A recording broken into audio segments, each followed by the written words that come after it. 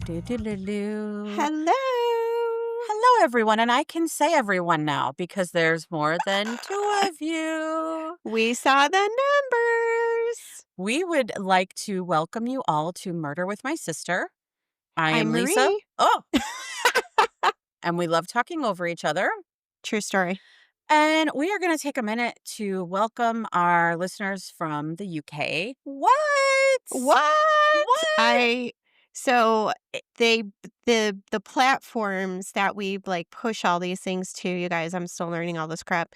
She's doing a great job. I don't even know. She's But an engineer now. Yeah. Like an okay. engineer of sound and Okay. of pushing. Mm, You're push mm, engineer. yeah. Okay. But go ahead. So it says that there's 1.5% listeners in Canada and 4.3% listeners in the UK. I think the decimal listeners are babies. Maybe. That's why it's because they're just like, well, it's only a 6-month-old little baby listening, so we're gonna give you a 0.5 on that one. And we also are neighbors to the north in Canada. Welcome. Hi. And so to give you a little, these episodes have been dropping and they've been pre-recorded for some time. Yeah, S- yeah. Yeah. I'm So, just going to say yeah. sorry about that. We were working out our own technical difficulties while my sister was not at the time an engineer of sound. And so we had to record this one over because I listened to it. And even though we know that some of them come with some bumps and bruises, um, this was a really powerful episode. It covers some traumatic stuff. And I didn't want people to tune out because it was so hard to listen to. With I all mean, the if background it's noise and it, static, and we tried all yeah, the little clicky buttons we could, and it we just did. didn't get any better. So we're gonna re-record. So this episode is coming to you. We did it last year. Interestingly enough, we did it September 19th, 2024. Shut up. No, I put my date on my stories when I email them to myself. You clever devil, you. I am not like my sister who paper writes them. Yeah, I don't have any of that, so I Hmm. don't even know what I did with those. Oh no, when you moved, Man, I don't know. you silly goose. There's stuff everywhere. So and now it's almost a year later. And you know what would have been smart if we had done a minute and done some updates. And I didn't, but maybe you did. What kind of updates? Like, well, any from a year ago. Well, you know what? Why don't we just talk? We're gonna we're gonna take you down a very traumatic case. Look, all I'm gonna say Yeah. is it's rough. It's rough. It is such a awful story It's and awful. It's such an awful. awful story that when she told me it's just sounds so bad, we gotta do it again, I cried. I So I don't wanna do it. I didn't wanna listen to it again. Man, here it's bad, guys. Here's the thing.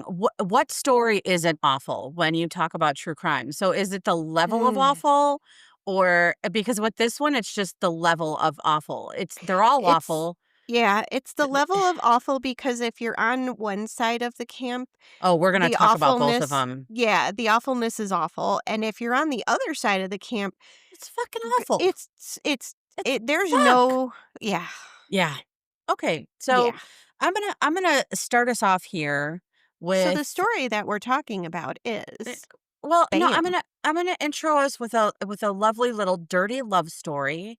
Oh, Okay? yeah? So it starts with dirty water. And who Uh-oh. doesn't love a bacteria-infested water park? I know I do. Do Ugh. you? Does everybody else love Can I taking your tell kids you to a nasty 86-degree fucking water park where you can step in a puddle and you fucking know something is growing in that puddle? can I tell you what Please Dr. tell me. Mose said to me once? And I was like, What? "Oh, yeah. Do you remember that one summer we went to the water park up north or whatever? We had the little gazebo. We had a little family day." Yes. Okay. Yes. So I think it was either after that or maybe when the kids were little and Oh, we had God. gone up north to Great Wolf or the Yeah, the Great Wolf Wisconsin Lodge. Dells? Yeah, yeah, yeah. Yeah, yeah, yeah. And one of those 2 times, I'm talking to Mose, and Mose, oh, Dr. Mose, I love you. Hal, he's an old crotchety Polish guy. Nice. He's from our neighborhood, like Perfect. oh, yeah. So you can imagine, right? He just I says it like it is. You just described the veiled version of me.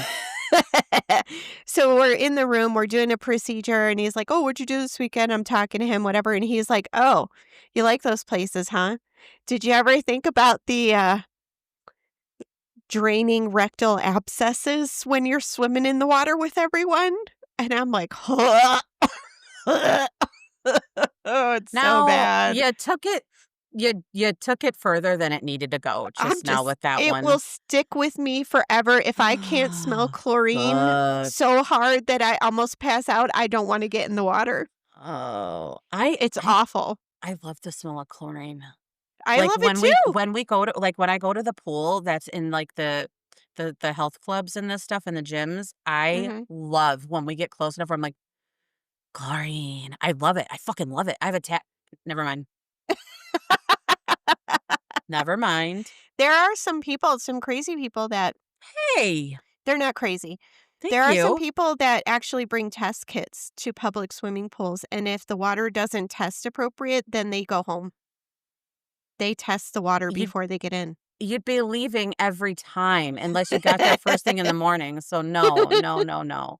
But in this case, the family that we're gonna be talking about today was doing exactly what we're talking about. They were getting up in the wee morning hours of June, and they were gonna take their kids over to a water park that they had passed coming home from their parents' house. So it's 4 AM, it's bright and it's not even bright and early, it's dark and early. It's dark, yeah. And they pack up the kids, everybody's still sleepy, get them all in the car, and at one point, they get maybe 20 miles from the house, and the wife is feeling a little nauseous, so she says, "Go ahead and pull the car over, I don't feel so good," and the dad pulls the car over on a frontage road near I-55 and Shanahan, and a few minutes later, we'll go like 15, 20 minutes later, he is found wandering the street, bloody, and apparently not able to remember much. And what happened prior to that and after is the absolute horrible, horrible story of the Vaughn family murders. Ugh, I I know. just got chills again. I know, I'm F sorry. my So, life. the sources for this story, if you haven't heard of it or if you just want to listen to an incredible podcast, I took most of them from Murder in Illinois. It's a podcast by Lauren Bright Pacheco. Sorry if I'm saying Pachenko, that and wrong. she has done a lot of different podcasts Yeah, like yeah, yeah. this. But Because when I heard her name, I was like, "Oh, I know mhm. this lady." And then she does God, what is it, 15 episodes on this? So she did all the homework. She did Yeah. years of homework. We're just retelling that story in Mhm. kind of a Cliff's Notes and Mhm. more or less, I think, just kind of giving our point of view on all of it and arguing. What I hope to do is argue both sides of this case because 100%. I think I hate using the word interesting. So write me in at murderwithmysister@gmail.com and tell me what other word I can use Mm. in lieu of interesting. I don't wanna say fascinating because that's not right when you're talking about the There's murder of a whole nothing family, like, but it's no.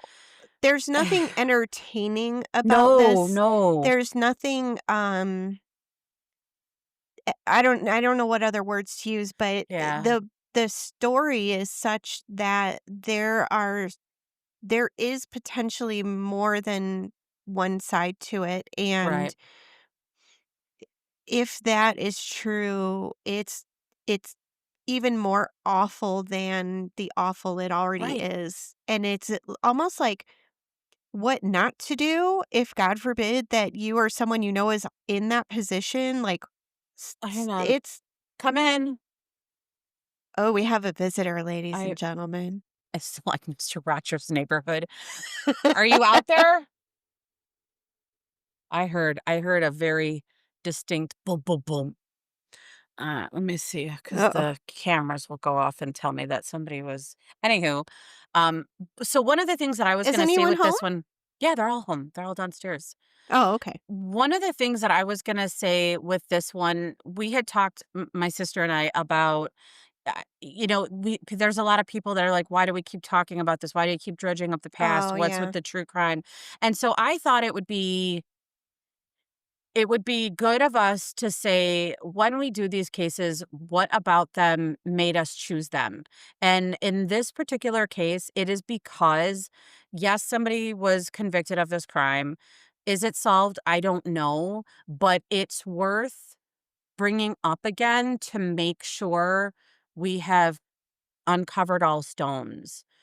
And that's why I picked this one, and again, because listen to Murder in Illinois, it's she gets into it, and Mm, it was hard to listen to the first time, it was mm, even harder to listen to a second time, yeah. but a second time, I was like, I'm having some different feelings, I'm having a couple of little flip sides here, so, um, do you want me to go ahead and jump into where we're at in this point in the story? Yeah, you can talk about, I think it's, like, the first 2 Mhm. episodes, which is kind of like The story. how yeah, like, Yeah. how it was all portrayed in the media, Mhm. how, like, I remember watching the helicopter Mhm. or whatever footage Yeah. on, like, as it was breaking news. It was Like, I breaking. remember all of that, Oh, and we'll talk about how that broke with his poor family. mm, So, this family again is the Vaughn family murders. The man that we're discussing in detail today, Christopher Vaughn, was the husband. His wife Kimberly was, I believe, 34 at the time, yes. and they had three children: Abigail, 12; Cassandra, 11, that they called Sandy; and Blake, 8. They met in, I believe it was just out of high school. They were like, they had the his brother introduced them through a mutual friend. They hit it off right away. Went to college on their separate ways, but ended up, she got pregnant. They got married. And hi, you want to come in and say hi? Hey. I'm talking to Auntie Sweet Riri. Does Dad know you're up here? There she is. Oh, you wanna say hi? You gotta speak into that. Hi, Abby. Mhm. Oh, she can't hear me. No, she can't hear you. Do you wanna tell Auntie Sweet Riri what you did today? What'd you start this week? That's school. Mhm. Yeah, do you Are wanna you listen having t Okay. You wanna are you tell her having what you fun did? in school? Yeah, Yeah, do you Did you like take the the bus bus? this week? yeah, Did you like it? yeah, Are you gonna Uh, keep doing it? Is it 10 out of 10? yeah. okay. Awesome. Can I finish my story and then I'll But I had to. wait, can I I just finish have to tell her what then. what letter? Hmm. I don't know what that means. Oh, she's taking okay, we can always edit this out if it's Out of I think so. 28 out of a 10. um, Oh, okay. okay. So maybe I'll call you when we're done and you can come back up and talk at the end. Is that okay? Yeah. Okay. Okay, go Oh, watch. Wah! Don't fall. I have to say bye. Okay, you can say bye. Just talk into the microphone. Bye. Mm, Hey.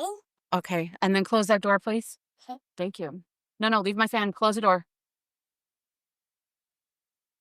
Come back in a minute. Okay, bye. I'll come and get you when I'm done. See if you can. What? I'll go and see if you can listen. Okay, bye. And thing is, it's 10. And Perfect. I have no idea what she just said. It's just the easiest to agree with everything that she says and leave it alone. I'm gonna send you a lock for your door. Apologies. I have a lock. It just doesn't work all that well. Eric installed it. So after she got pregnant, and they got married, they moved to where his work was good. So they lived in Washington for a while, where he had started his own company called Stonebridge Security. He worked in, specializing cyber crime. What did I just call it? S K Kyber Cyber signs. sign. That's fine. That's great. He worked there too.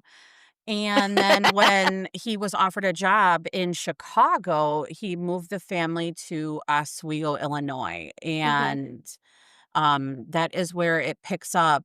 They had the 3 kids, pretty close after one another, and they decided in the early morning hours of June 14th, 2007, to go ahead and take the kids down to a water park. In Springfield, Illinois. Right.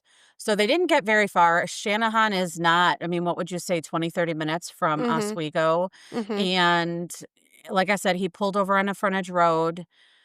When So he was Chris's story found, is that she was yes, nauseous.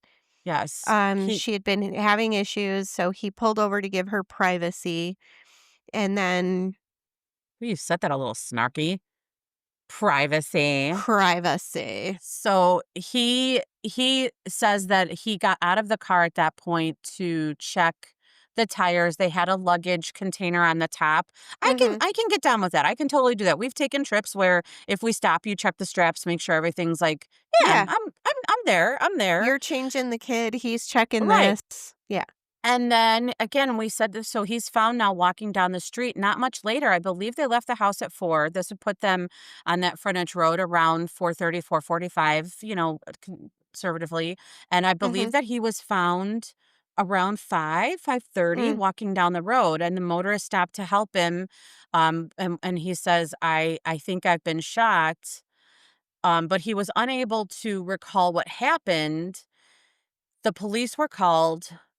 He was taken to the hospital because he did have 2 gunshot wounds, one to his left wrist, is that right, sis? Yeah, left wrist and left leg, left So it's both thigh. left? Yeah, Yeah.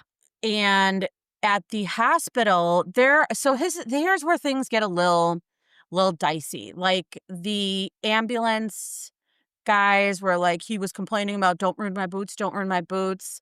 Mhm, At this point, he's telling a nurse, "You should call my wife because she doesn't like it when I don't answer her calls." He's not making a ton of sense, mhm. and there are some indications at this point that he does not know that his family is gone.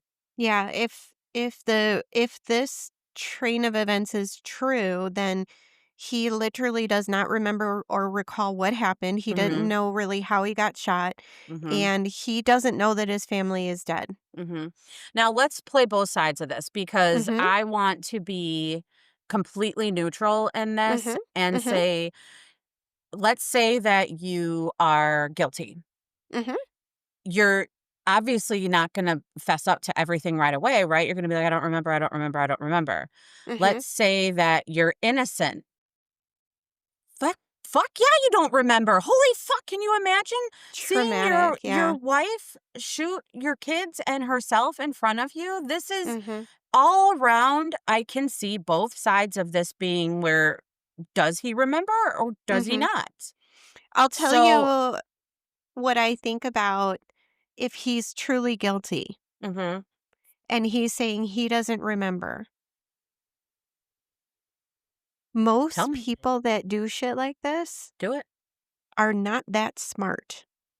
Most people that are guilty are already planting little seeds about the wife being the culprit Mhm, and like freaking out. Oh my god, she shot me and I ran away. And I don't know, like that kind of madness. mhm, I haven't heard many stories, and I've heard a few mhm, where the person was guilty and did all this, and this was the road that they took in terms of trying to make people believe they weren't the culprit. This is to me, mhm, that kind of like, I don't actually remember what happened. No, they're, like, call my wife, but, mhm. like, that to me is ballsy. Ballsy. If he was truly aware of what was happening. I was like, I mean, is that's it a or really dicey path to take. is it? Well, so, okay, then let's get into it because now he was treated at the hospital. Mhm. The wrist wound, everybody agrees, was kinda superficial. Mhm. And then the leg wound, though, however, was a much, much more in, there they go, a much bigger injury in that Mhm. it was packed, it went through and through. Mhm. It I mean, it was a good one. So, Mhm. they find him, they take him to the hospital. They release him, and he goes immediately to the Illinois State Police Department, Area 5, I think it was, for Mhm. questioning. Mhm. This is all happening. Let's just go 5, 6, 7, 8, 9, 10, 11. You tell me, if he was treated for 2 gunshot wounds, how soon would he be out of the hospital? Because it doesn't sound like he was. Mm, It doesn't sound like he was kept there very no, long. 10 a.m.-ish because Okay. he was released to the police. Yes, he So was. he was brought back by ambulance. Mhm. Typically, you don't wait in the waiting room if you're brought in by ambulance. You go right to the back. Someone had to look at him right away. There had to have been, at that point, they knew that the car had been found. Like, detectives were there. They were probably like, move it along kind of a Mhm. situation so they could get him out there. Is it life-threatening or can we take him? Right. Kind of a thing. Now, at the same time, the police have been at the crime scene for some time. Mhm. They had a grief counselor and police officers notify Kimberly's family Yes. at Within the 2 hours of the exactly. police finding the car and seeing what had happened, within 2 Yes. hours, there were police detectives and a chaplain on the front porch of Of her Kimberly's parents' families, house, yes. and they live in Missouri. Mhm. Both sides of the family live in Live in Missouri. Missouri. And what was not happening was a grief counselor or notification for Christopher's family. Nope. So it's we also should state very clearly, because it was stated in Murder in Illinois, that Kim's family, the Phillips, Mhm. declined any a Every chance invitation. every Yeah, invitation to they and participate. But understandably. I was just gonna say, but you have Justin Kills You. Yeah. I I would be like, fuck him. They fucking got his ass in prison. I'm not gonna participate in any fucking podcast. No. I'm gonna be like, no, the right man is behind bars. So Yep. whatever you're fucking doing, smoking mirrors, I don't want to hear about it. Yeah. So again, if we're looking at it from both sides, It's they're completely talking. It's understandable. understandable from both sides. What's Yeah. not understandable is that his mother and father learned about this Mm. from a reporter calling from the area, Chicago. I think Sun Times or something called Yes, her. called her and was like, there was a murder, 4 people are dead, but they wouldn't tell her anything else. She couldn't get in touch with Chris. She couldn't get in touch with Kim. She turned on the Mhm. news. There's the truck.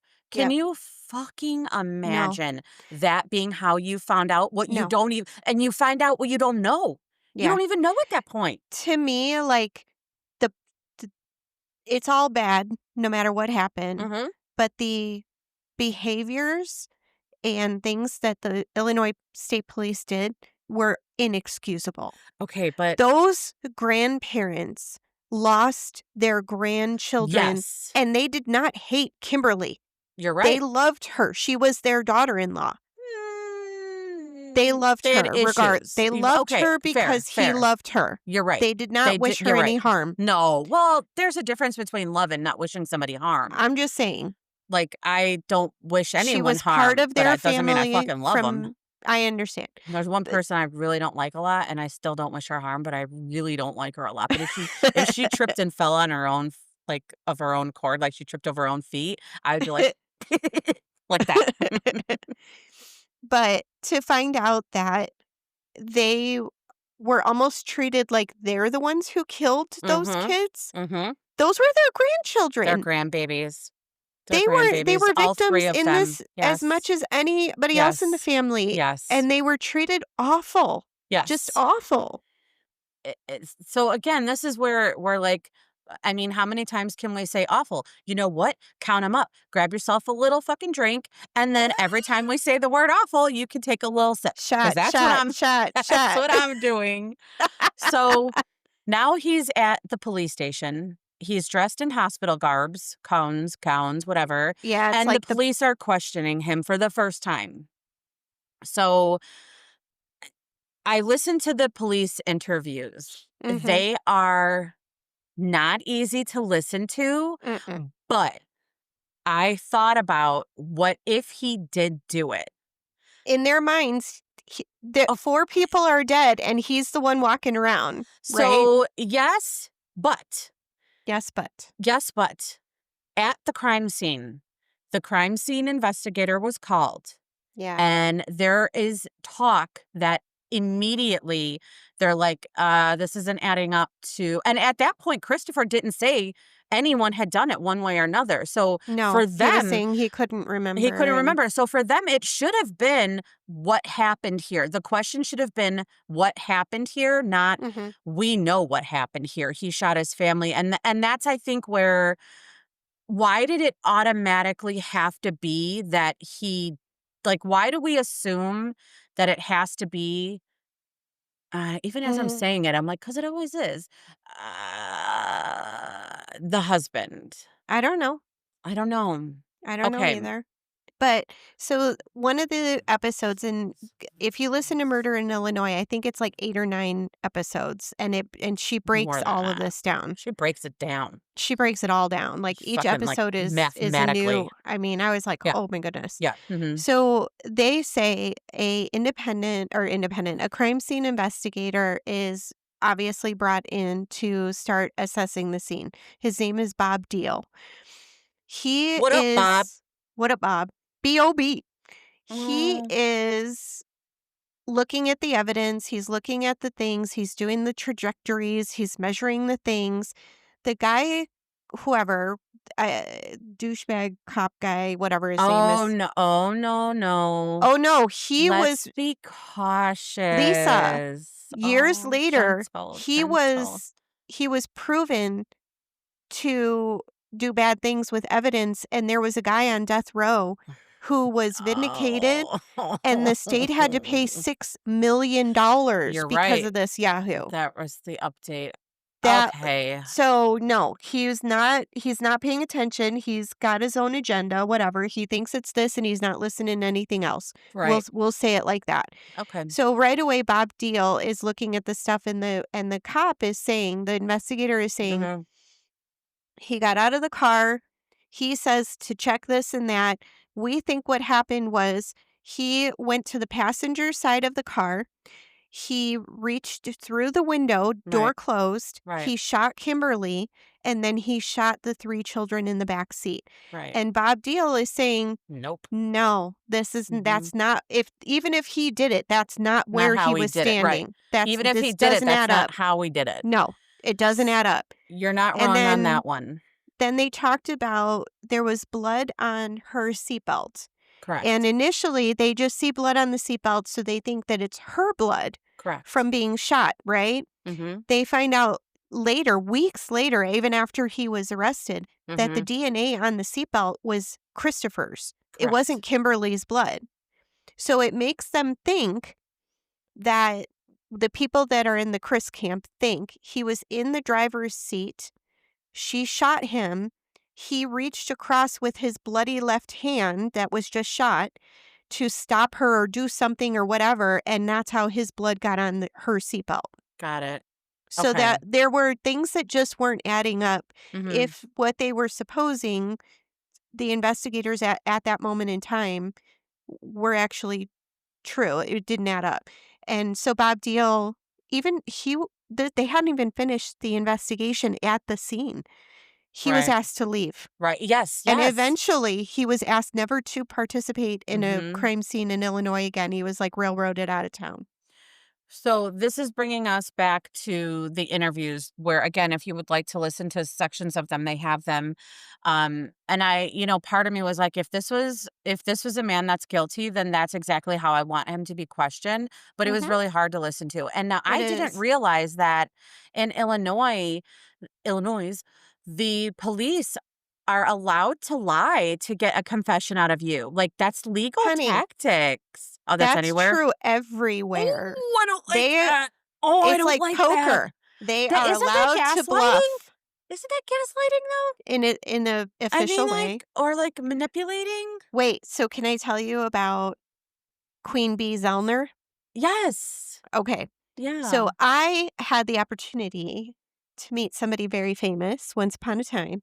I Okay. met Mr. Zellner, and I did not know that his wife was the The Kathleen Zellner, Mhm. making a murderer, Kathleen Queen Bee Zellner. Mhm. Okay, Queen Bee Kathleen.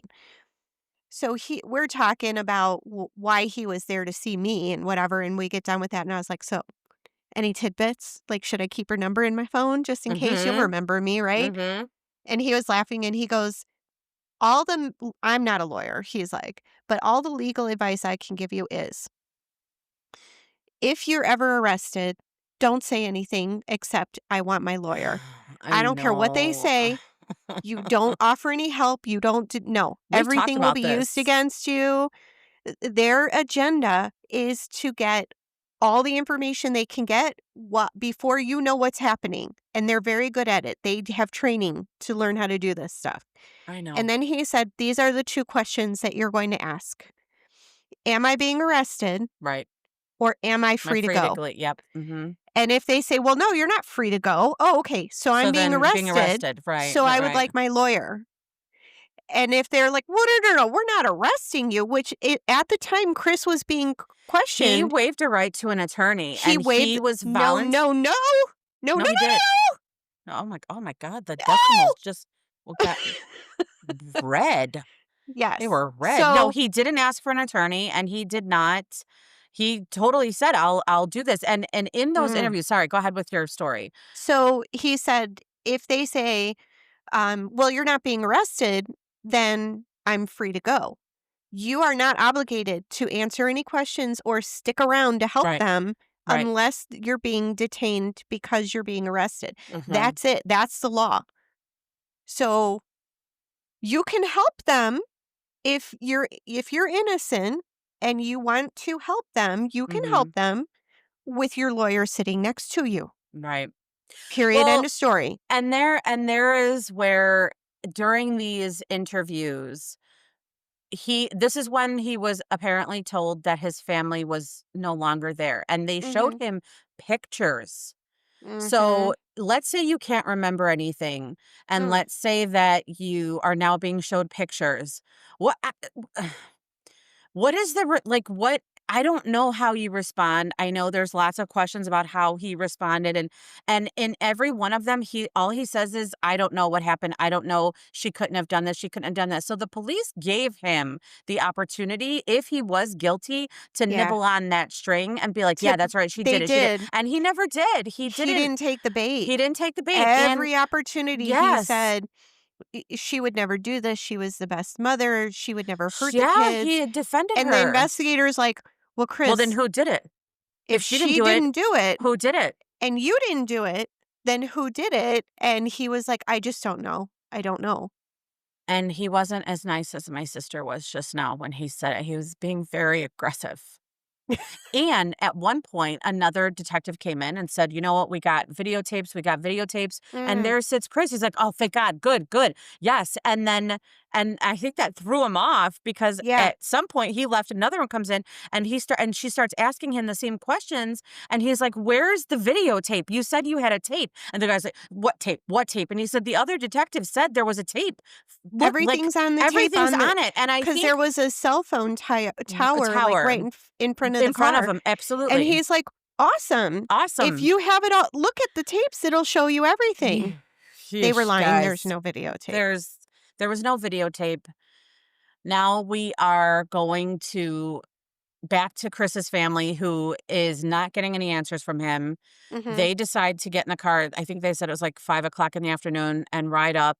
They get to the police station where they said Chris was being held, mhm. and they demand to see him, but he can't be seen at this point. Now, and again, he's not arrested, and Arrested. he's waived his right to an attorney, so why can't he be seen?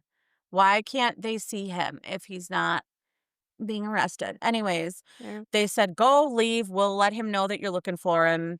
They were there for hours. They waited, Hours. and they said at one point they did bring them in a room and asked them some Questions. questions. Yes, of Then they course. said, "Oh, eventually it's like 1 o'clock in the morning." They tell them, "You Mhm. can't sit out here all night. Just go to your Mhm. hotel.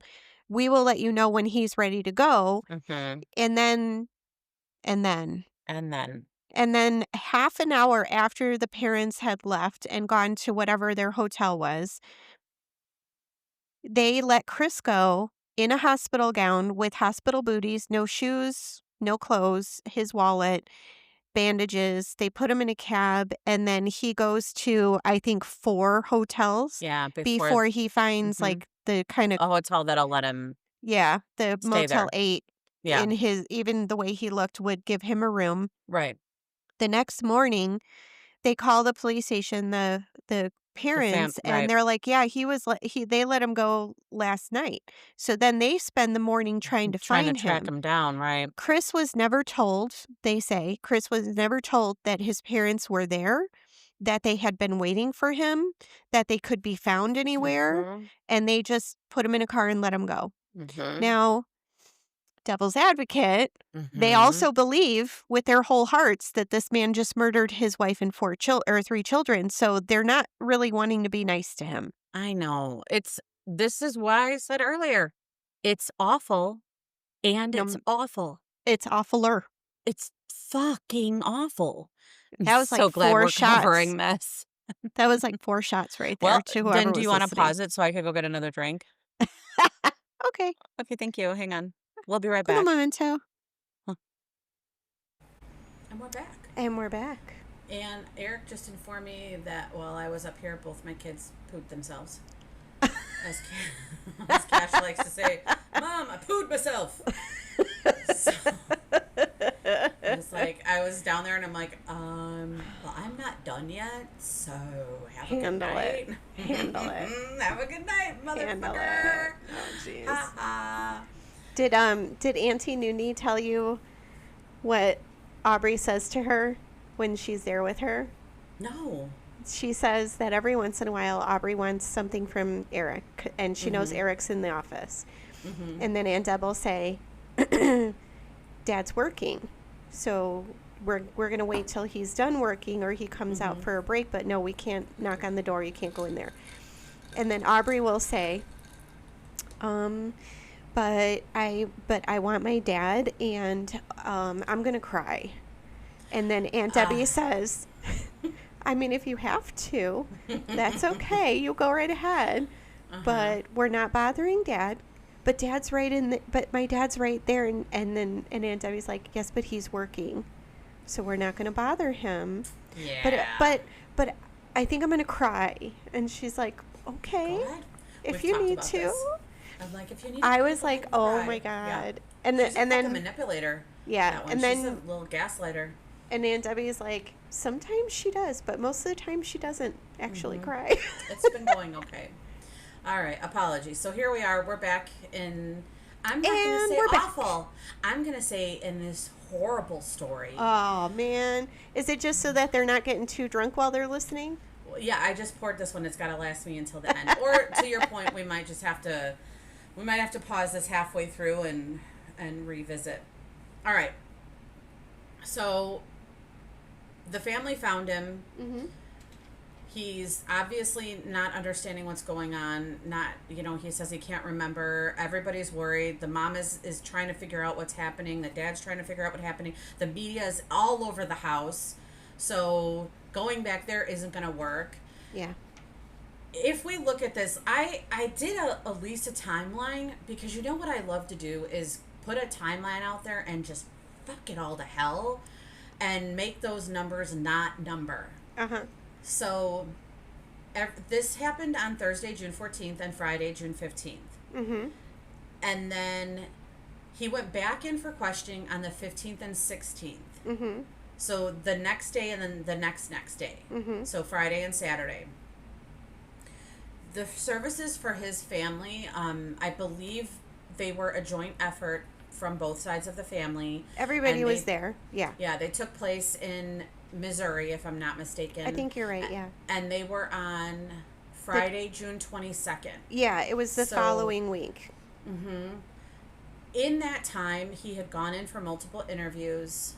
The police managed to secure a warrant for his arrest.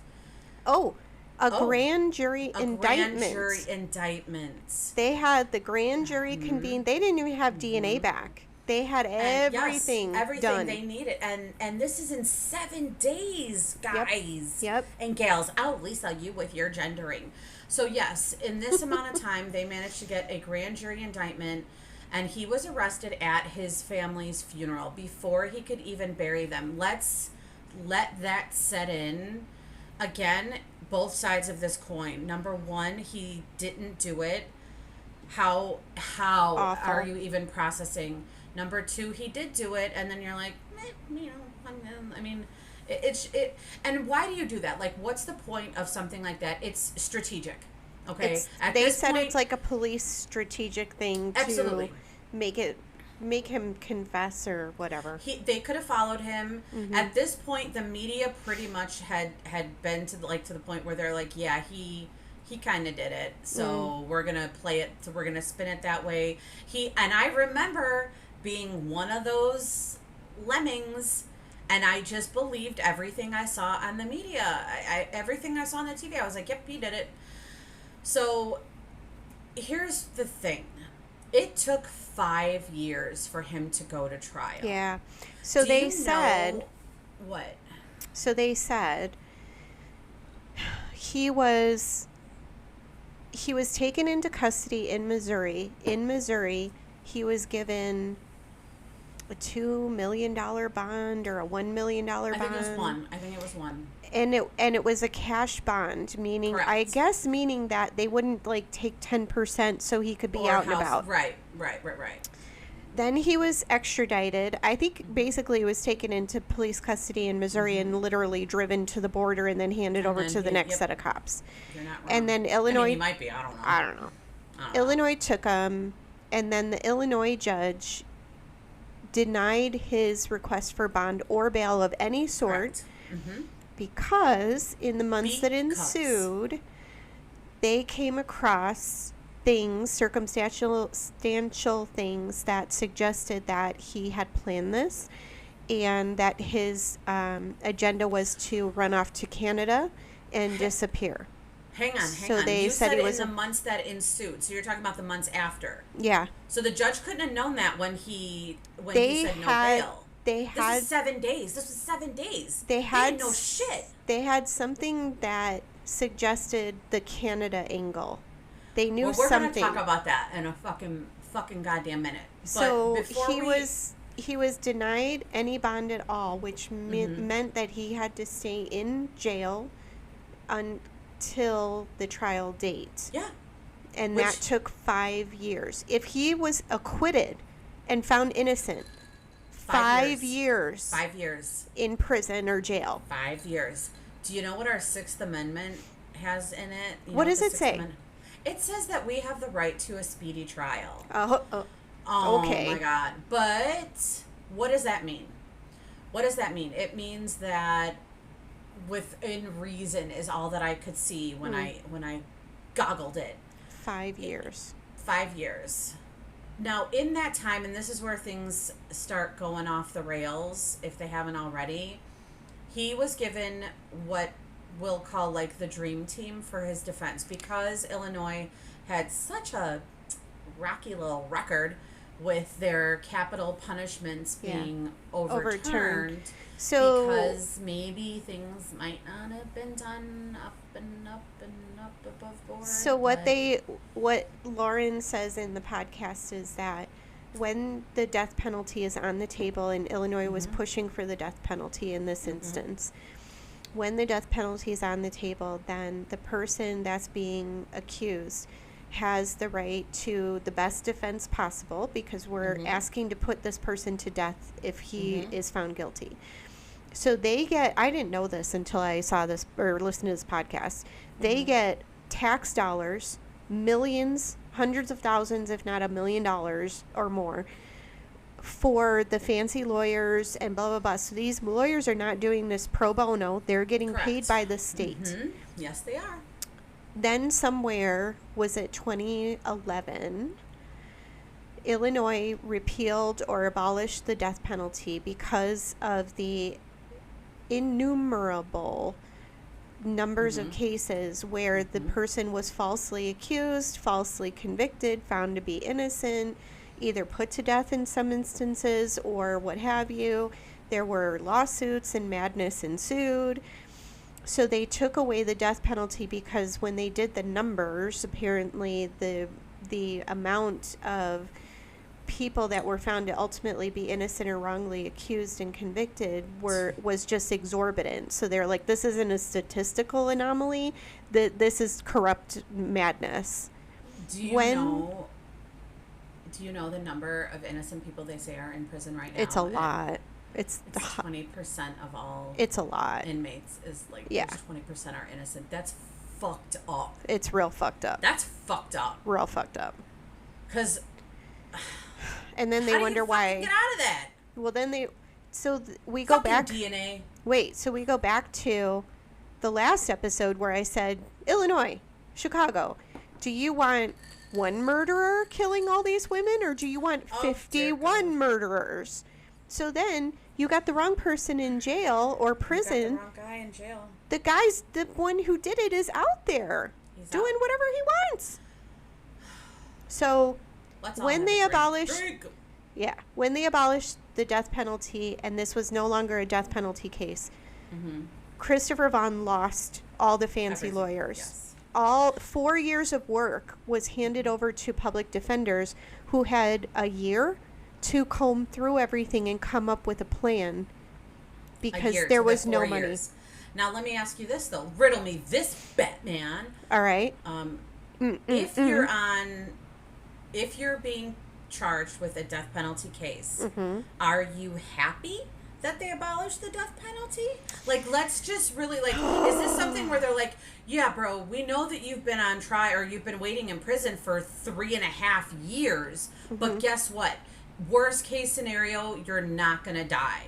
And then you're like, yay! Or are you like, why didn't fucking do it anyways? I mean, what do you do at that point? Like, I don't understand More therapy. why 5 years. Oh, so much therapy. So here we are now. He's in prison.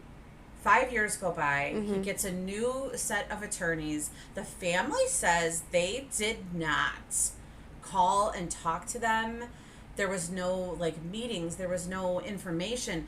I don't want to mess up her name, so I'm just not going to say it. I think it was his sister-in-law said she wasn't given any time to prepare. She was told that she had to be up there she lives in another state.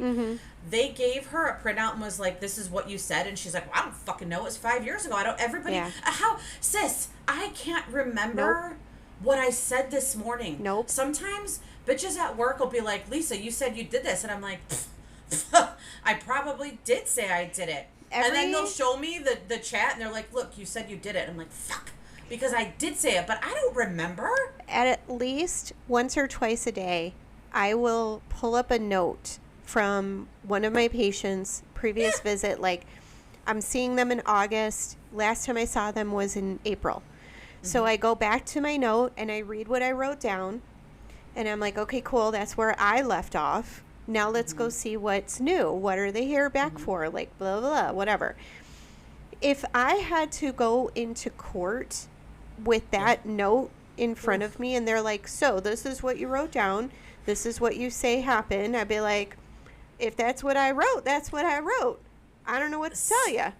Sis. I'm just saying. And also, if I had to go to court with anything, I would be like, I would just literally put my hands out and be like, I don't even fucking know if I did it.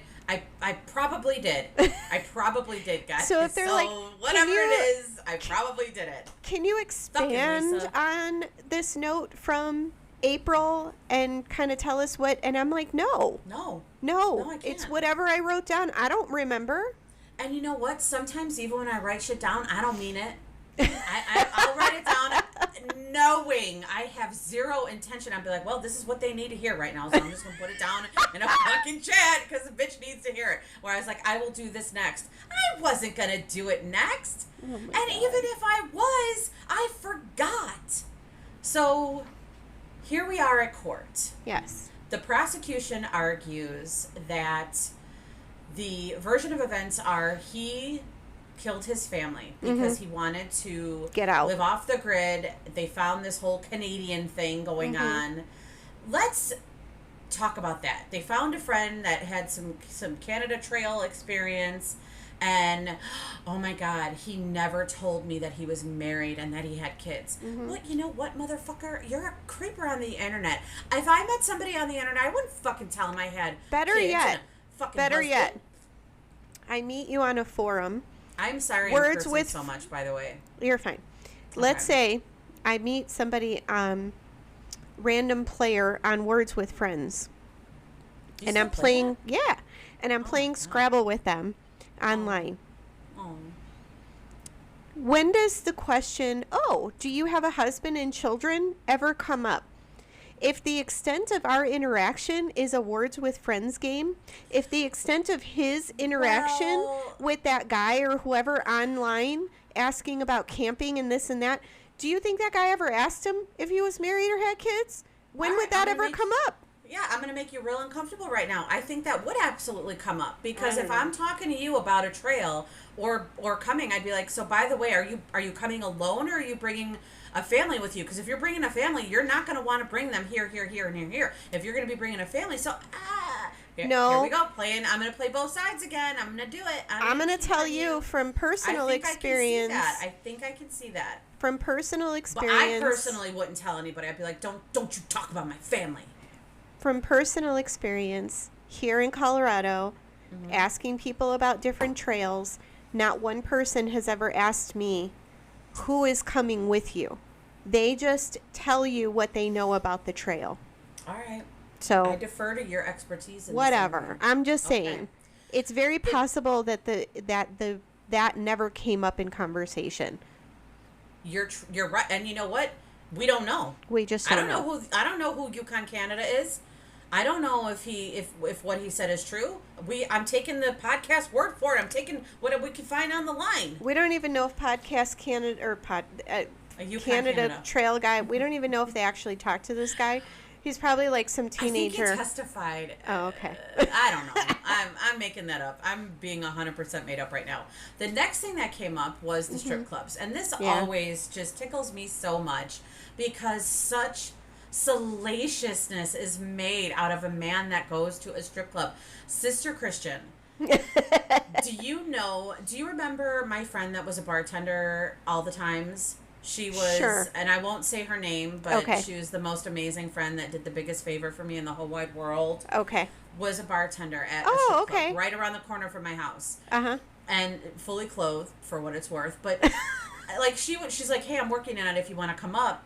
I was up there all the time because it's fun and the girls are so sweet and buffets or the strip clubs have buffets. Like the strip clubs are busy all the time. They have people in them all the time. Men are in strip clubs, women are in strip clubs, girls are in strip clubs. The strip clubs are busy. So who cares if he was in a strip club?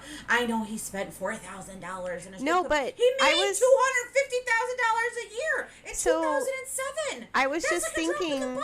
I was thinking about that because wasn't there an instance in Vegas where you got a dance or something and then the girl clocked me in the head. Oh no. Oh, no, there was something about you told me. She said something about like should we keep going or whatever, and you said Here.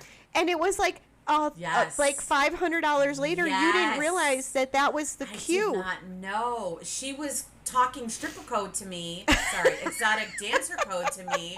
And I was like, she's like, are you good? And I'm like, I'm so good. And I didn't know that meant, so you want me to keep going? And then we get done, and she's like, that'll be $460. I was like, girl, what are you talking about? Now, I'm not saying... That was so uncomfortable. I'm not saying that he wasn't fully aware that he was continuing on with this, but that story stuck with me because I'm like, it's real easy to drop $4,000 without even fucking realizing it. And this is over multiple visits. And also, again, they're like, well, he never mentioned that he had a wife and kids. You don't go to a strip club talk about your wife and kids? Here's what I know. I don't know what men go to strip clubs. I don't think they go there to talk about their wife and kids. They go there to forget about their wife and kids for about an hour. The exotic dancer that was on, that they interviewed, said they did a lot of talking. When she said, when you pay that much money, you're not paying for dances repeatedly. You're paying for conversation. Yeah. You're paying to listen to, you're therapizing them. I was just going to say their fucked up version of therapy. That's when I was behind the chair all those years, and people would just start talking, and I'm like, I was their stylist. That's what I always called it, because they would stylist. because they would come and sit down, and I was like, so what do you like about your hair? What do you not like? Like, what's your best hair story? What's your worst hair story? And then 2 seconds later, they're like, yeah, so I found out my husband was cheating on me. Oh And I'm my like, God. no, like, God damn it, let me go mix the color before now I gotta go and come back and then be like, okay, so what did you say? Hold that thought. No, yeah, you can't do that. Wait until I mix the color, then fucking tell me your husband is cheating on you. Oh, Yeah. people. So they say that the prosecution's case was very morally driven, kind of trying to get the jurors on that side of things. And My then moral compass is all over the place, so I Yeah. don't know what that means. and then Like, that morally Kimberly was portrayed as driven. Oh, right. angelic and she would never Angelic. do anything Right. and this that. Right. Now, to be fair, None of us would ever do anything until we do something. but devil's advocate, like just to be plain. In society today, all of us, we have a Ooh. very, very, very tough time equating women with violence, even though we have seen it time and time again. Susan Smith, Eileen Warnos, like there are people out there that are women that have killed multiple people, right? Or been bad people. I believe women are meaner than men. So But that's have a from a problem with that. woman's perspective. Men have a very difficult time looking at Kimberly and thinking that she could be capable of such a thing. It is easier for them to believe that the man did it. Like, that's just an innate thing. I understand that that's hard to overcome sometimes. Look, there were two adults. Look, there were two adults in that car. There were. Either their mother killed them or their father killed them. And any way you shake it, it's fucking awful. Yes. So, what do you prefer? How can you answer that question? Here's how you answer it. And I say this again with caution. There was some talk of new medication that Miss Kimberly was on. Yes. And wait, but first, the jury, Gail, the mom, the grandma, Yes. Chris's mom, is telling this, like, sitting in the courtroom. There were jurors that fell asleep. I'm about to play the fuck out of this card. They fell asleep? Sis, I was just at a conference a couple weeks ago, and I was falling actively asleep because you have people for their age in half. That's the number of minutes that you have their attention. So we already lost all of you guys like a long time ago. We're just rambling on for ourselves at this point. But if you put me in a fucking jury box, I promise you, I would be falling asleep. I would be standing up. I would be dismissed. They'd be like, whatever the fuck is going on with this one, get her out of here. But Just they get her didn't. out of here. Nobody even said anything. Not even the judge. Well, what do you say? You're like, hey. You bang that gavel. You were like, look, bitch. Wake up. Hello? They fell asleep. So that's terrible. What the It's all terrible, but I don't ask average Joe to sit and pay attention to something for 8 hours. All right, now listen. And can I have coffee? Can I drink all the coffee I want? Yeah, they while don't I'm even let sitting you there? have a bottle of water. No. So I was just going to say, I personally need to stay hydrated. I try to drink like 150 ounces of water. So you're going to put me on jury duty, deny me my rehydration, and deny me my caffeine that I need to balance it out because it's a diuretic? You just killed me. Congratulations. I'm dead now. I'm dead. So the prosecution supposes whatever that Chris planned this. He had talked to a guy about disappearing into Canada. He had all this camping equipment. He had a storage facility that supposedly Kimberly didn't know about, but they opened that. Oh, I didn't know that. I didn't hear Yeah. that. All the camping equipment is in the storage facility. The storage facility is registered to a P.O. box, and then they say Kimberly didn't know anything about it. I did not know that. It was opened or gotten the year that they moved from Seattle to Illinois. So it When they were makes sense. camping. Or just when they moved. Like, they didn't know Right. where to put their shit. Let me tell you about The shit. P.O. box was registered to his company. which is what he sold to move back to Illinois. Mail for himself and Kimberly was to be directed to that P.O. box. So maybe she knew, maybe she didn't. She probably knew. She probably didn't care because it was all camping shit. I don't know. She might have known because there were birthday cards and Christmas cards that were sent to the kids. So wait. That somebody hid. So wait. I don't think that he hid those. Did she hide those? So wait. So they talk about Chris's motives, strip clubs. He had an affair in Mexico. He told Kimberly about it the year before this all happened. Again, marriage was on the rocks. But listen, so this is what their prosecution case is all built on. Now, isn't that called circumstantial evidence? Did you know? Yes, it is. No. But did you know? Hey, Lisa.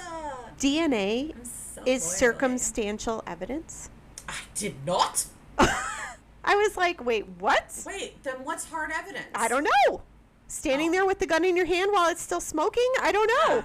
No. I thought that was weird. But anyway. Then, after Chris is arrested, the funeral, they're cleaning out the house, the grandparents.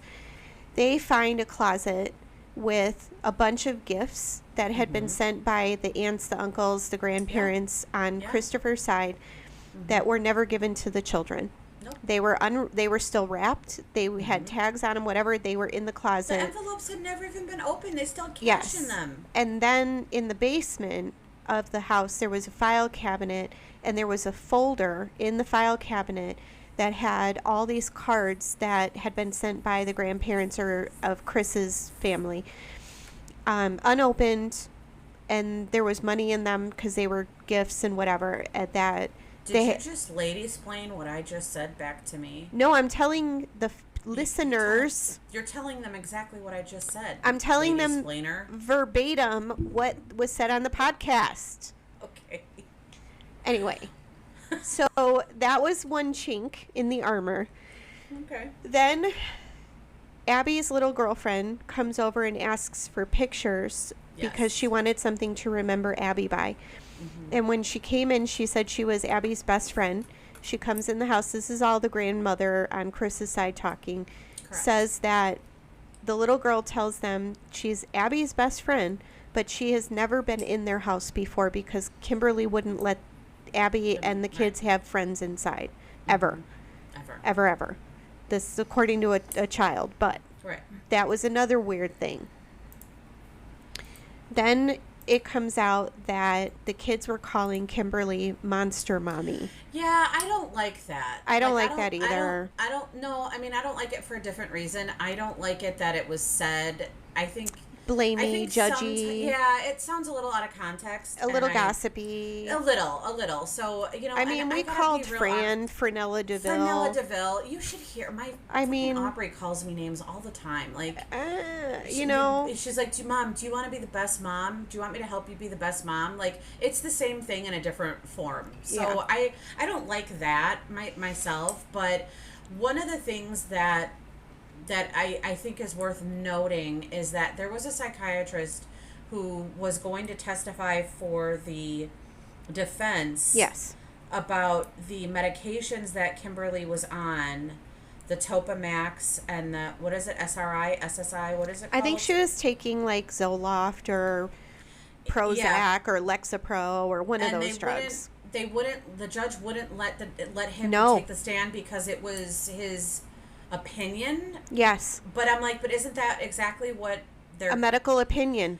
Right. Isn't that exactly what that was supposed to be? True story. Okay. Yeah. I just want to make sure because I was like, that's what I do all day is just make opinions. And what we I didn't do the study.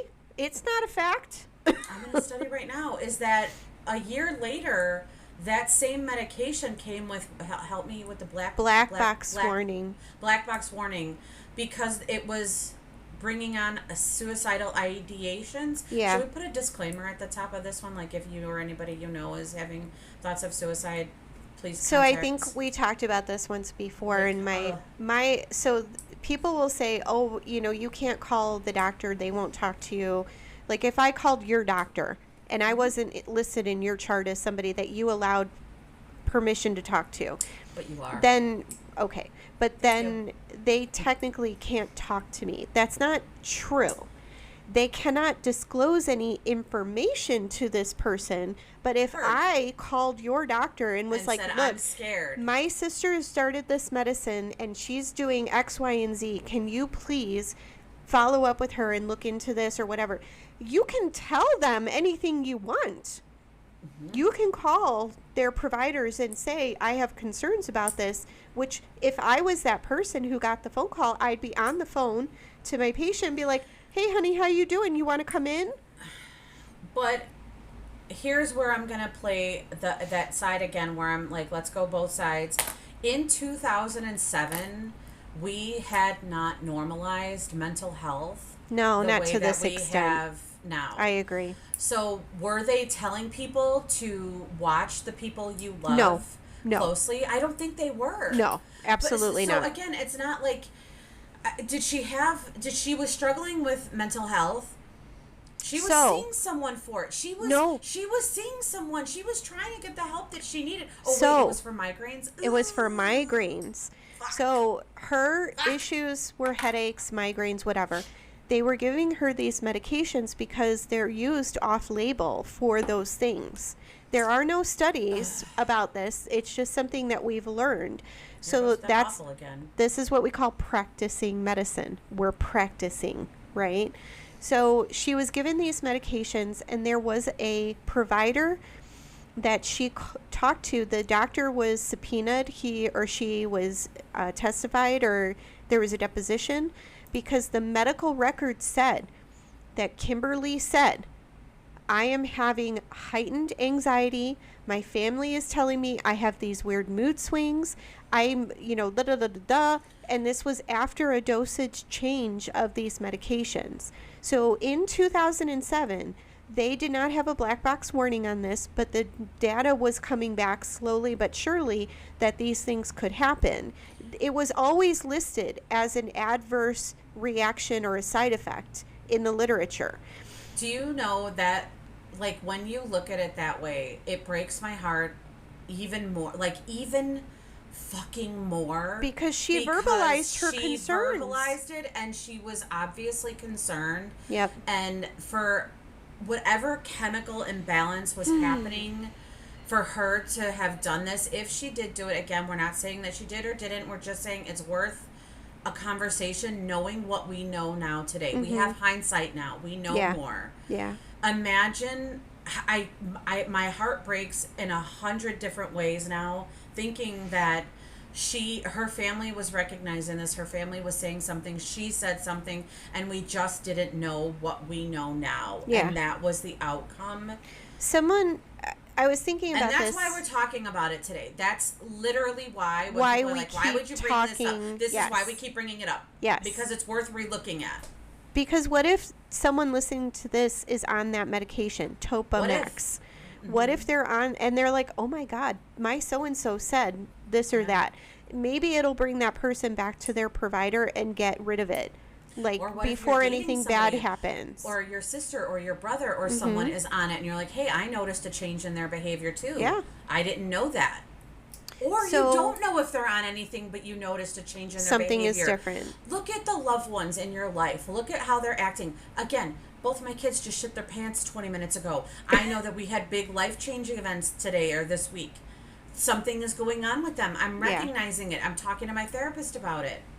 So, I know, it's terrible. So, they talk about the medications and stuff like that. They talk about, I don't know how true this is. I feel like this is real hearsay. That Kimberly's sister is suffering or has been diagnosed with bipolar disorder, and that her twin, right? This is a twin. I don't remember. I just know it was the sister. I know she has a twin. Okay, because that's the one that gave the impact statement. And then they say that, and it's true that if there's if you had a mental health disorder, I could have a higher increased risk for getting or developing something, blah, blah, blah. Right. So if you go from that perspective, let's say there was some underlying issue that she didn't even know she had, and now you gave her medicine that made it even worse. These people can be extremely violent They're not aware of, like, they're not hearing themselves or seeing themselves. They are literally ill. Yeah. It could have just been a perfect storm of events. Everything. Which Abby's brings us to Abby's little sorry. friend, there was Yeah. after the fact, Abby's friend did say that the week before she was killed, Abby is the eldest daughter, by the way. Right.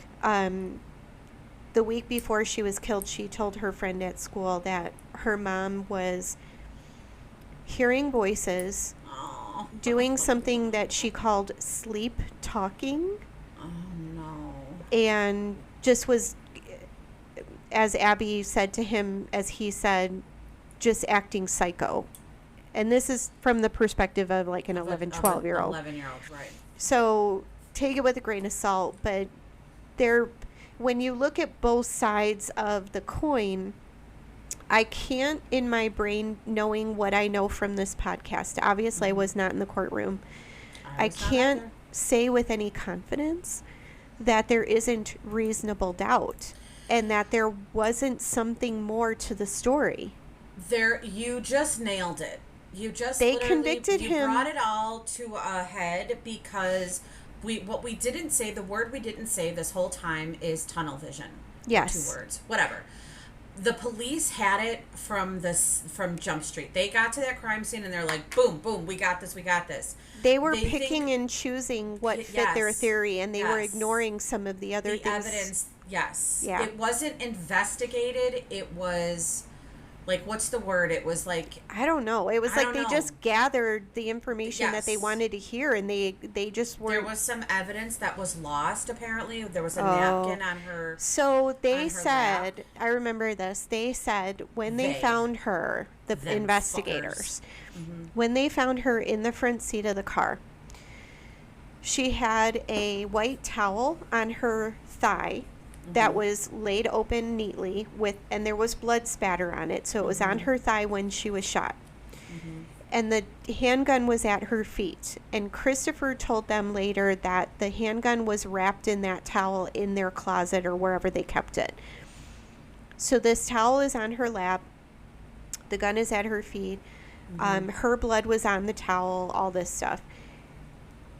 They suppose that if he had reached through the window and shot her, she would have fought with him. She could have scratched him. His DNA was not under her fingernails. She might have grabbed at things. She might have she wouldn't have looked like she literally was just sitting there sleeping. That's an interesting And this point. towel, if she had been shifting all over the freaking place, would have fallen to the floor or something. And if it had been placed after the fact, how did her blood get on it? Because it had to have been there before she was shot. The towel was conveniently discarded or misplaced. Yes, there was. We don't have that evidence. We just have pictures. We don't have that evidence anymore. Okay. So this brings us to what else was happening at that time, right? There was 2007. Okay. April Yeah. 2007, Lisa Stebick in Plainfield went Right missing. here in my backyard. Still to this day. I was just going to say, we're going to cover that because still to this day. I have no a clue. podcast, yeah. I have a episode that I'm taking notes for. I was I'll tell you. We have a podcast. I'm sorry.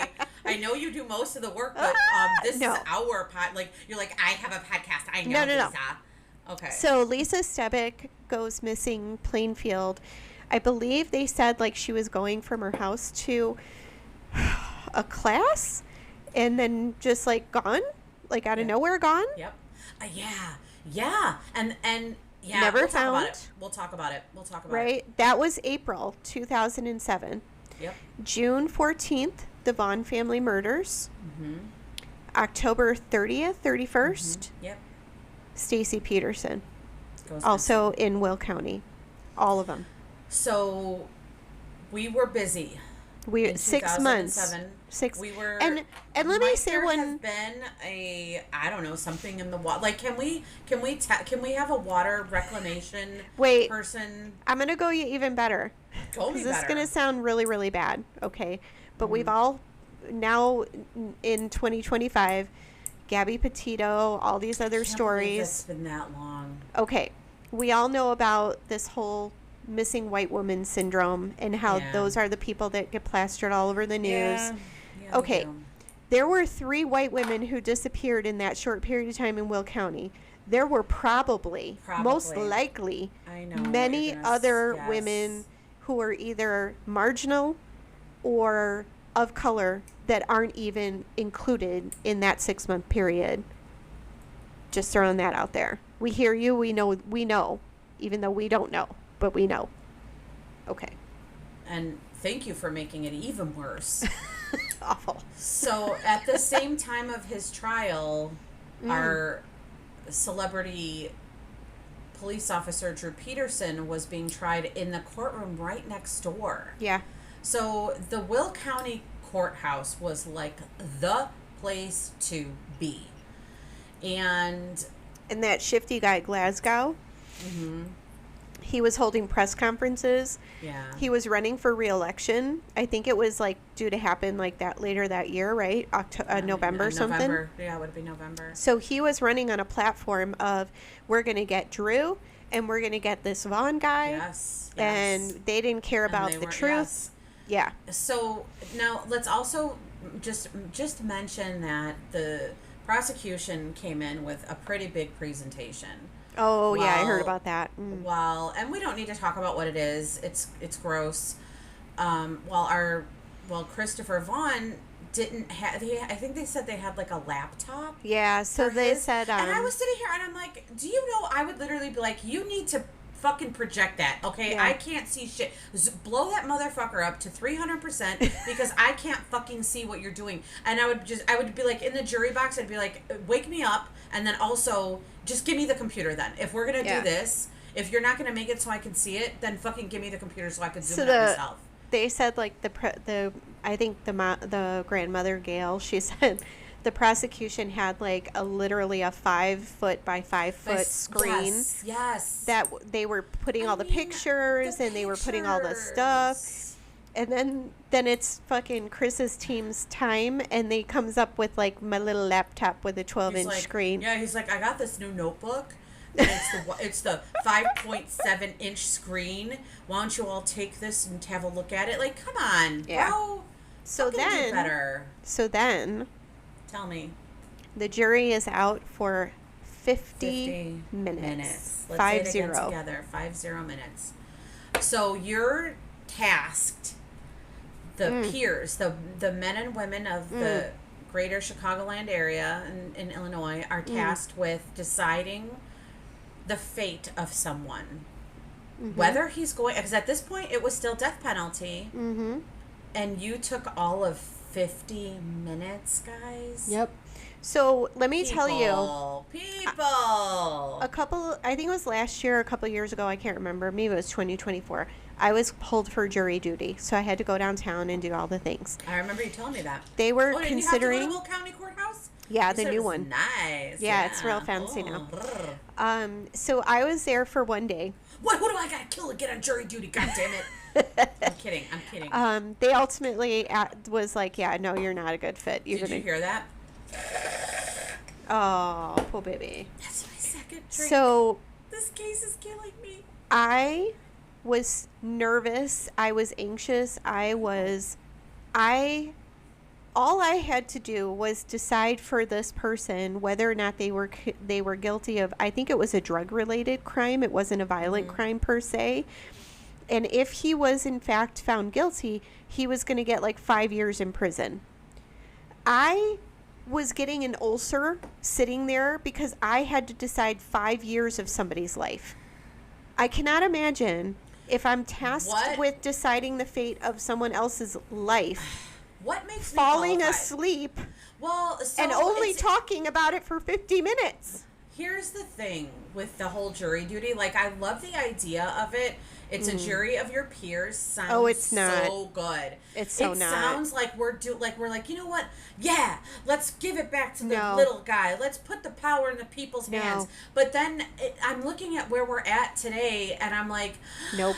What makes me qualified When to I- decide anything? When I saw No, ma'am. the people that were also in the jury pool with me, This is going to be a two-parter. You have to just split it up between the it's fine. pause. Okay. And then when I sat outside the courtroom while they were interviewing everybody Yeah. individually and what I heard these people talking about, I don't think, God forbid, that I ever have to have a jury of any sort decide a fate for me. I don't think I'll ever pick. I'll be like, no, bench I heard trial. The way to I was just going to say, I heard the way to go is bench trial now because Nope. they just don't. At least they care. know how to weigh the evidence. They know what reasonable Yeah. doubt means. I'm like, no, I wouldn't put Yeah. my hands in those fucking people's. No. Whew. So he was Anyway. convicted in 50 minutes. And at this point, he had been in jail for 5 years. And he got 4 life sentences. 4 life Because there is no There's death no penalty. But yes, that's correct. Yeah. So here's the thing that I'm going to argue next. Okay. Let's say that he's innocent. Okay. How come in that 5 years you weren't like, wait, I like, I know that he was excited when they were talking about a tape, and I know that he was never, ever going to blame this on his wife. Can I Well, tell how you my come- thought? Let me finish mine. But how come at no time during this did he start screaming, I didn't do it, I didn't do it, I didn't do it, I remember. Mm-hmm. Like, why didn't he do and say Do some more to stuff? save himself. Yeah. My thought is, and because I have suffered from severe, debilitating depression before in my lifetime, and I remember what it felt like. It was my sister never told me this until it was over. Go ahead. 24 years ago, easily. Mhm. But anyway, I think that if he's innocent, Mm-hmm. his wife is dead, his kids are dead, he did not save them. What difference does it make if I'm in prison the rest of my life? My life is over. And he's Well, just going to stay there. That's interesting. He's punishing himself. This is my sentence for not being able to help my family. As we get to the end of the podcast, we are all like just rehashing for you in an hour. Didn't he in fact say in one of his letters that he Oh. remembered everything? Yeah, he did. And he didn't say anything at the time because he thought the evidence would Oh. speak for itself. Yes, and his And parents he- said this too. They were like, Yeah. we believe in the system and that the We- system would yes. figure it out. Figure it out. So he's And like, then I'm not saying anything Say bad. anything. And I believe that they were like, why didn't you say anything all this time? And he said, I felt like I was where I should be for not having saved my children. Yeah.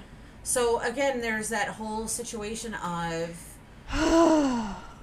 did she shoot the kids first? Did he hear that when he was outside of the car? Did he go in and she shot him and then shot Yeah. herself?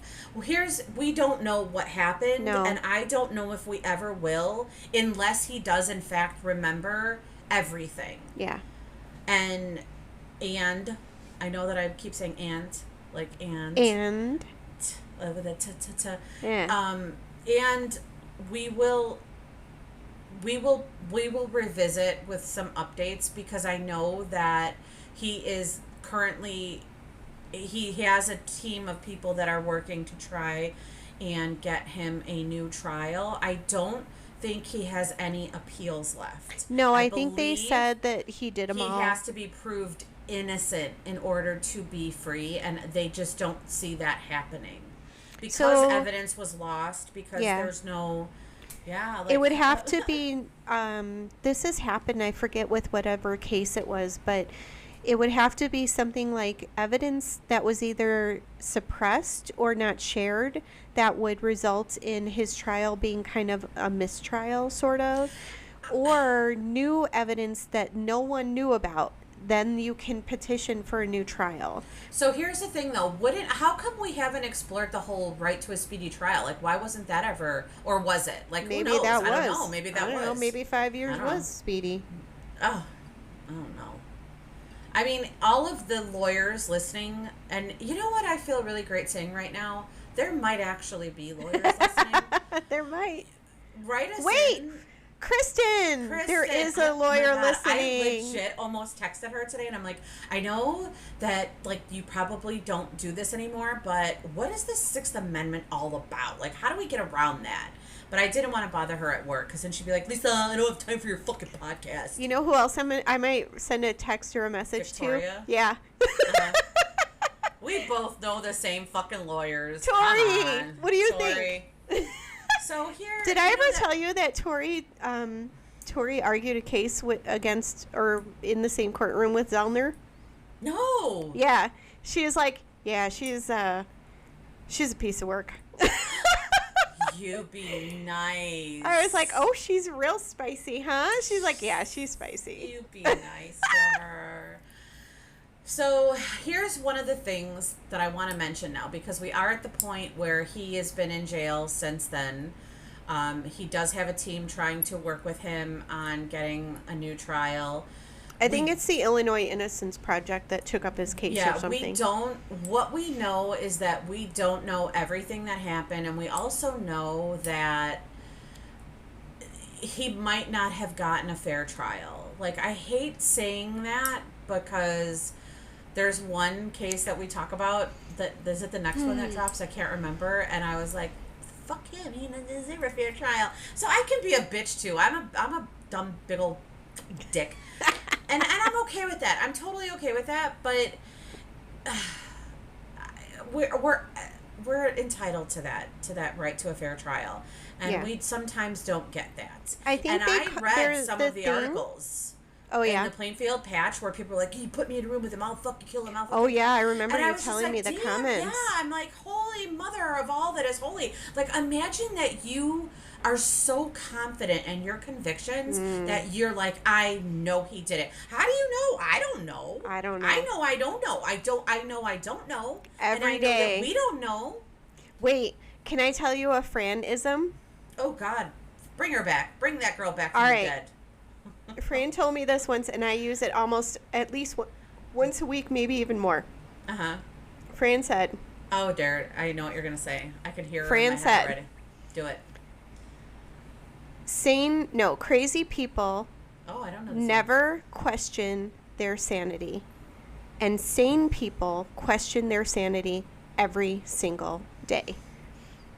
And I was like, well, she does have a good one every once in a while, doesn't she? And she's like, it right out of that ass. Because I'm like, am I losing my fucking mind? Am I going crazy right now? And she goes, no, you're fine because you're questioning your sanity. Oh, people that are like not with it, they have the conviction of the crazy, and they don't veer from that path. Do you know? I also think that's part of being like a narcissist. Oh, maybe so. Like 100% where you're like, I'm never wrong, I'm always right. I know somebody like that where it's just like, you're not always right. What's that like to live in that world where you're always right? About Eric right now. But it's true. Like, I love knowing that I don't know everything because it means that I have something to learn tomorrow. Yeah. And what I hope we learn tomorrow is that we can do better. And am I under arrest or am I free to go? Free to and go. The only thing you say is I want my lawyer. Want my lawyer. Now here's the other thing. The podcast that we are talking about that did all of the hard work while we just sit here and retell everything. Yes. I did not read the reviews. It wasn't until the end of the podcast I didn't read the reviews. She says, she's like, some of the reviews are really harsh. She's like, I mentioned several times that it was taken from the yeah, it was Vaughn very family one-sided. Yeah. But I'm glad I didn't read the reviews because it gave me the opportunity to listen to it from a very new perspective. Yeah. I will admit the first time that I listened to it, I was like, he's innocent. He's 100% innocent. I don't think he did it. And now we listen to it again, and I'm like, okay, hang on. Because there are questions. Yeah. And I think that is the beauty of, not beauty, but it's why we're doing what we're doing. Yeah. You know, let's reevaluate. Let's look at it through a clearer lens. Let's do a better job than we did the last time. I don't even know if I People would. are harsh too, Yeah, man. people are always harsh. Y'all. I don't even Y'all know. are mean. I don't know if I would say that he didn't get a fair trial, I don't think he but did, babe. I don't think that he had whatever they call it, effective You think counselor. 50 minutes was a fair trial? No. It was 6 weeks that they sat there. No. I meant that the jury. I mean, here, if they had their minds made up. Right, that's not a fair trial. No, but I'm saying I don't think he had. There's a thing where they can get a new trial because of ineffective counsel. Right.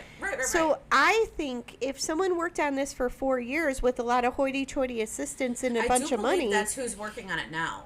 Good. I could be wrong. And then a year, Totally this wrong. I might poor have just public made that up. defender who's got a caseload longer than my patient list and is trying to make sense of things, I don't think he got effective counsel, which I think is the reason he can get a new trial. Unless they already did that. I don't know. We don't know. We don't. You know what? All of you guys know. So why don't you tell us what you know? tell us. You please. tell me. Please. Shout at me. Sure. You tell me all the things I did wrong. Okay. Okay. So you were asking about next week. Yeah. What'd I ask? I don't remember. So next don't week remember. is Missing Morgan. Oh, God. Yeah, that's all you, boo. I know. It deserves to It's be awful. told. It's Oh my God, I did it unsolved. again. It's so bad. You guys. Ugh. It deserves to be told. Her story should not be forgotten. America She should be mad. not. She should not. She should not be forgotten. You're right. I'm I sorry. agree. I shouldn't have said that. No, I America should be understand. mad. It's both ways are Outraged. right. Both ways are right. But it's bad. Okay. So that's what's happening next week. Yep. Okay. That is that. All right. And thank you so much, everyone. Yeah, thank you, everyone.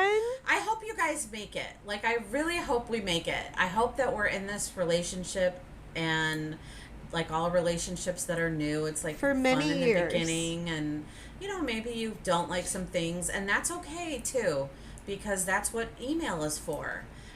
And I might not answer it, and I might not acknowledge it, and that's okay too. Yes. It's all okay. It's all okay. So, yeah, so in the meantime, I want everybody to roll up their windows, Don't park next to vans, bitches. lock your doors. And Come on, George. Come on, George. Let's go. hi, George. Oh, my Georgie in heaven. Roof. Roof. Roof, roof. Okay. Bye. Okay, bye. Bye. You know Aubrey wants to come back up, right? All right. She asked. Mixed and edited by me, Marie Abenante, parentheses, sort of professionally, end of parentheses. Executive produced by my sister, Lisa Linsner, and me, Marie Abenante. Music by John Bartman, track City Girls. Cover art by our beautiful and talented niece, Alexis Marie Guerrero. And we did all of this on our platform called Riverside, which is very user-friendly and lovely, and I hope it sounds good and looks good, and Riverside, forgive us for embarrassing you. And thank you. And thank you.